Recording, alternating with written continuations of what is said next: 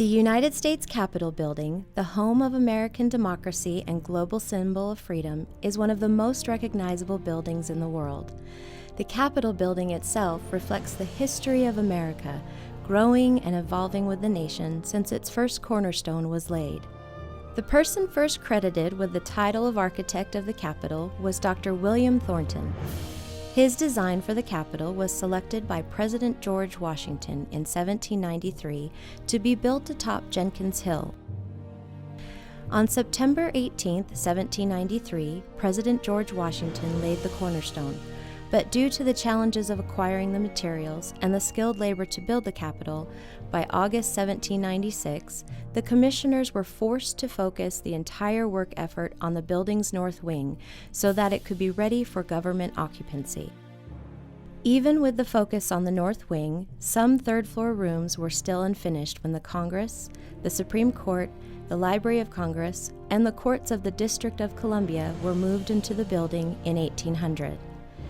In 1803, Congress allocated funds to resume construction of the Capitol, and Benjamin Henry Latrobe was appointed architect. By 1807, construction on the south wing was sufficiently advanced, so the House was able to occupy its new legislative chamber, and the wing was completed in 1811. By 1813, Latrobe left the Capitol due to funding shortages caused by the War of 1812 with Great Britain. On August 24, 1814, British troops set fire to the building. Only a sudden rainstorm prevented total destruction, creating what Latrobe called a most magnificent ruin. Latrobe returned to Washington in 1815 when he was rehired to restore the Capitol, but was forced to resign shortly after due to consistently missing deadlines and exceeding budgets. Architect Charles Bulfinch, Latrobe's successor, completed the chambers for the Supreme Court, the House, and the Senate, which was ready for use by 1819. Bulfinch also created the long-awaited Center Building, capping it with a copper-covered dome. After completing the dome in 1826, Bulfinch spent the next few years on the Capitol's decoration and landscaping. By 1850, it was apparent that the Capitol could no longer accommodate the increasing numbers of senators and representatives from newly admitted states. Another competition was held for the best plan to extend the Capitol.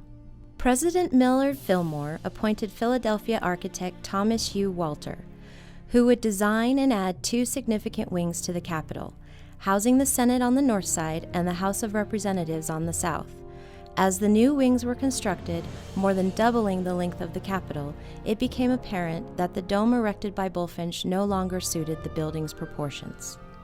Beginning in 1855, it was decided the old dome should be torn down and a larger cast iron dome designed by Walter would replace it. On December 2, 1863, the 19-foot Statue of Freedom was mounted, completing the 287-foot dome. Between 1884 and 1891, the marble terraces on the north, west, and south sides of the Capitol were constructed as part of the grounds plan devised by landscape architect Frederick Law Olmsted. The next significant alteration to the exterior of the Capitol was initiated in 1958, with a 33-foot extension of the east portico at the center of the building that was first proposed by Walter in 1864. The Capitol Visitor Center is the newest addition to the Capitol. At nearly 580,000 square feet, the Visitor Center is the largest project in the Capitol's more than two-century history and is approximately three-quarters the size of the Capitol itself. The entire facility is located underground on the east side of the Capitol, so as not to detract from the appearance of the Capitol and the grounds designed by Frederick Law Olmsted in 1874. On December 2, 2008, the anniversary of the placement of the Statue of Freedom atop the Capitol Dome, the Capitol Visitor Center opened. Since then, millions of people have visited the Capitol, entering through the Capitol Visitor Center. In the decade ahead, the Capitol will undergo further restoration and improvements, ensuring this iconic building and home of American democracy endures for generations to come.